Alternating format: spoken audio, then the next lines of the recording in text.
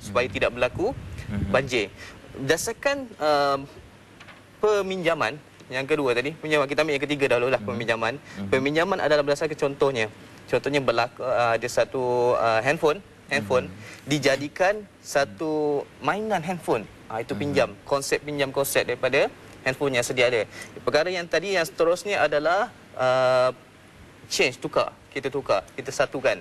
Maksudnya contohnya, ada radio, kalau dulu pakai gramofon, gramofon sekarang ni wujudnya radio yang asal sampai sekarang.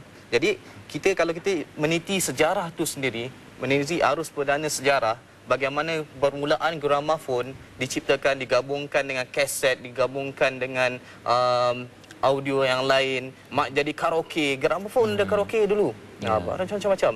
Maksudnya arus perdana itu berubah berdasarkan teknologi. Dia mengikut zaman teknologi. Mungkin pada zaman dahulu teknologi lain dia mungkin biasa saja, tapi semakin lama semakin berkembang adanya R&D.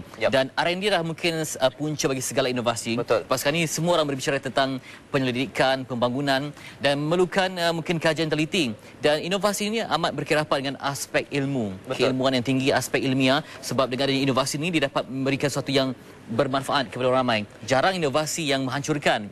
Mungkin sedikit saja jumlahnya, tapi inovasi lebih banyak kepada menghasilkan satu kebaikan untuk kepentingan bersama. Jadi mungkin kita juga tertanya, apakah inovasi ini hanya dimainkan oleh para saintis, pada mereka yang terlibat dalam dunia profesional? Jadi apakah mungkin peranan orang biasa-biasa? Adakah mereka juga menyumbang kepada satu yang inovasi?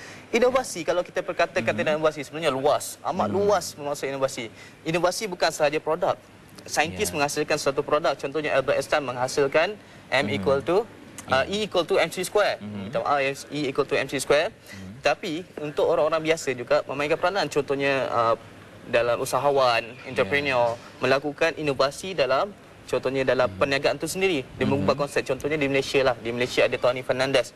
Macam mana dulu company yang hampir bankrupt, syarikat yang hampir bankrupt daripada AirAsia, Tony Fernandez membeli AirAsia itu dah mengubah konsep inovasi, menggunakan konsep inovasi, mengubah AirAsia menjadi satu yang sangat cemerlang pada hari ini.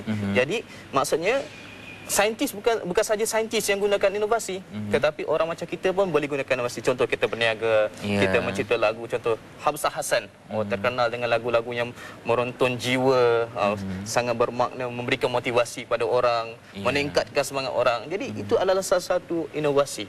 Orang seperti kita pun mampu melakukan inovasi. Sebab kita biasa dengan tentang pertandingan inovasi ya. Mungkin ada pelajar yang cuma membawa tempurung, dijadikan mungkin kereta mainan, alat-alat yang lebih hebat berbanding dengan fungsi asal tempurung untuk mungkin buangan daripada sisa kelapa, tapi sebaiknya telah pun dikembangkan proses inovasi tersebut. Jadi apakah sebenarnya modal kepada inovasi? Adakah yang memerlukan kewangan yang tinggi, memerlukan kajian yang mendalam, ataupun apa sebenarnya modal terbaik untuk menjadi seorang yang penuh inovatif ni?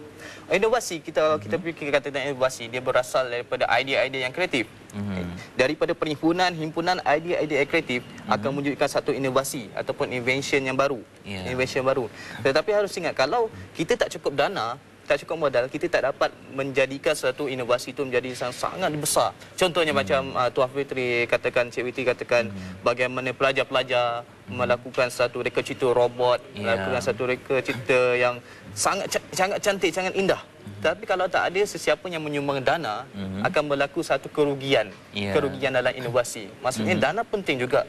Jangan penting sebabnya kita nak merubah sesuatu yang biasa kepada yang lebih hebat. Itu mungkin skala yang lebih besar ya. Skala lebih besar. Mungkin pada peringkat biasa pun, kalau anda buat peralatan di dapur sekalipun, pernah anda lihat kan di mana mereka menggunakan periuk kualing untuk jadikan alat muzik. Itu inovasi dalam bidang muzik. Okey, lepas ini kita akan bincangkan bagaimana seandainya kalau inovasi bertukar menjadi inovasi. Ataupun inovasi ditambah dengan eksplorasi, apakah hasilnya akan lebih memukau? Kita akan rungkaikan selepas ini dalam Motivasi Pagi. Kita berehat seketika.